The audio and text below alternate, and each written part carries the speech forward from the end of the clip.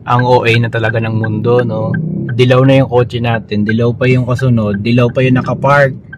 Talagang wigo, pakalat-kalat na dilaw eh. Sa gabi nag-ride, sa gabi nag-vlog. Yeah, Papa Pizza Pie. Ay nawala. I've been waiting for you, all my life.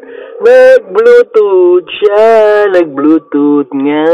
Pero naka-CCTV pa rin ang likod natin, baby. Tambay-tambay tayo sa 7-Eleven. Pa-Bluetooth pala eh. Napapapitsa pa eh.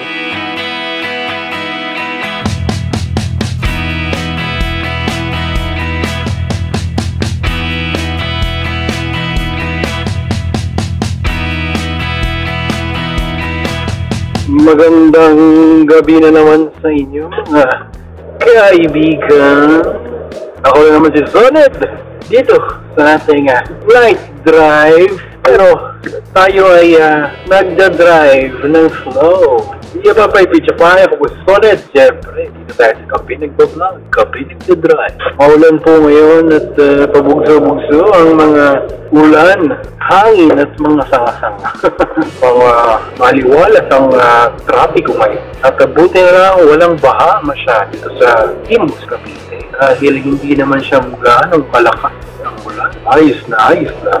Alright. Tayo sa driving tips ulit natin sa pagmamaneho ng 4-wheel ng kotse. Siyempre, applicable na rin sa pagdadrive sa mga 2-wheelers natin. Mga basic lang naman lagi yan. Siyempre, kapag mga intersection na tulad nito, tayo ay mamimigay, pero hindi lahat. Siyempre, salit-salitan lang mga kaibigan. Give and take lang. Give and take. Siyempre, sa tips natin, yung aircon, kapag medyo pinapatay-patay na natin, hindi natin ino-on. Mas nakakatipid tayo kapag gabi at malamig at umuulan. Medyo mahal yung natin, pumapahal. Kasi nakakatipid yun pag patay yung aircon. Saka syempre malamig naman eh. Kahit nakasarado yung konting buga lang ng aircon, okay na. At mamaya patayin ko na. Kung sa pagtitipid lang, yan tayo kailangang ilalagay yung sarili. Pagtitipid sa kasepe. Matipid itong wigo natin sa kasepe. Yan. At syempre, kapag mga gabi at maulan, nabawasan natin ang ating speed, takbo ng ating mga sasakyan. Kung usually, nakakatakbo tayo sa mga ganitong mga maliliit na kalsada, ginagawa lang natin 40. Kapag masyado malakas ang parang takbong tayo. Siyempre, kailangan drive safe slow.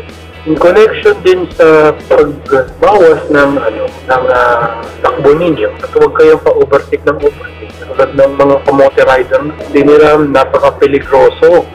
Napaka-peligroso po ng mga kalsada. Kahit sabihin yung patag yan, asfaltado, sabay sa mga sasakyan, kahit motor o bisikleta, napakadulas po niya. Hindi nyo lang kung may mga lumot yan o may mga langit na kapag napasa, ay talagang magdodoble ang dulas.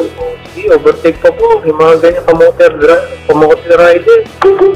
Hindi nyo alam, nagmamadali kayo. Nagmamadali talaga kayo pumunta ng hangin. Hirap yan. Kaya dapat, chill rider ka lang talaga kapag umulan. Wala na eh. Pasa ka na eh, di ba? Kapag motor ka. Enjoy mo na. Mga kotse naman, kayong overconfident. Mga nagkukotse, 44 ang gulong ninyo. Hindi kayo dudulas. Dudulas pa rin kayo kapag masyadong mabilis. Ngayon, kapag gano'n, yung madulas, yun yung tinatawag nilang nawalan ka ng control ng sasakyan. Kapag bigla ka nagpreno, itatalab yung mga ABS at traction control. Walang panama sa mga slippery when wet yan. Diba? Madulas ay madulas pa rin. Kaya ito yung mga tips natin kapag nagda-drive ka ng gabi at nagda-vlog ng gabi. Well, para sa mga vloggers naman natin, kung kayo ay nagda-vlog, siguro doing hand-free ang kanyang mga kamay. Hindi lang dahil sa batas yan. multi-distracting. Kasi nyo lang sa may tripod dyan, o kaya may sabitan ng cellphone, sabitan ng camera. Tapos, syempre, mga high-tech naman yung mga camera natin, tsaka cellphone. Kahit sa mo itutok, makukunan ka. Parang ganito, diba? Tapos yung attention, salitahan ako magsalita. So, nakatingin lang ako sa kalsada, sa mga side mirror. Hindi ko na inaalala. Dahil nga may mag-record. Dami namang memory card, diba? Yan. Para sa mga ano natin, sa mga ating mga motovlogger. Huwag na po kayo pahawak ng cellphone habang nagmamaneho, nagbablog. Mahirap po. Tapos, syempre, kapag parang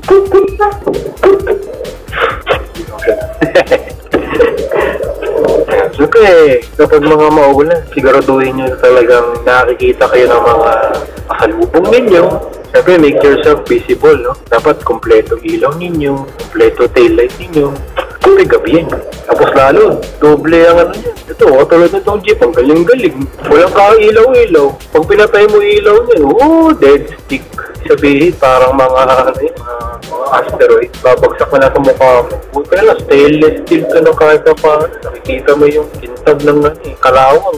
Yourself visible. Kompletuhin nyo yung mga kasi hindi. Sasapulin kayo. Hindi kayo makikita kapag madilim tsaka gabi. Buti na dito sa Imus. Maliliwanag ang mga kalsada.